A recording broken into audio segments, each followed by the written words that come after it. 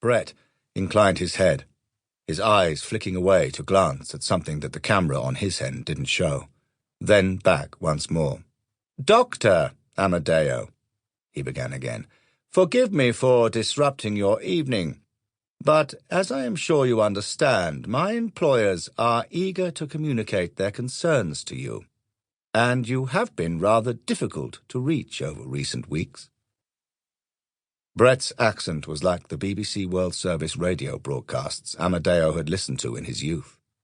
Every word balanced, cut to length, and positioned in exactly the right place. There was a strangely soulless, machine-like quality to the man, which Amadeo found slightly unsettling. His milk, pale face, his straw-like hair and watery blue eyes seemed unnatural. He reminded the Somalian of albino children he had seen in Tanzania, and Amadeo half wondered if, like them, the Englishman's body parts would be worth money if made into charms post-mortem. He nodded and widened his smile for the camera. "It is I who should be begging your forgiveness." Amadeo faked a contrite tone. He shook his head. "So much work to be done here, you know. So many people with needs to be dealt with and hands held out. It takes up all of my time." "That is why we agreed to have you work as our representative in Somalia, because of your connections," said Brett.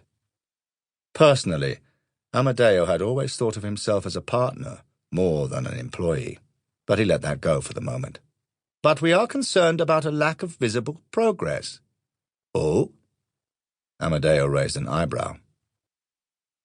Outwardly, he maintained an air of quiet concern, but his heart was racing.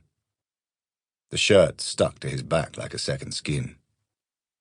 "I have done everything the Combine has asked of me." "We prefer you not to use that name again," Brett snapped with a wince. Amadeo bristled at the Englishman's tone and pressed on, masking his worry with a rising anger.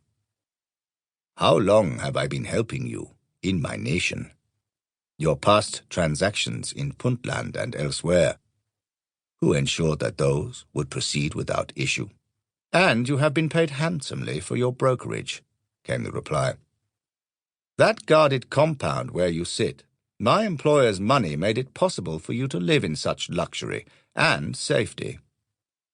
There was a threat buried in the words, but Amadeo didn't waste time on it.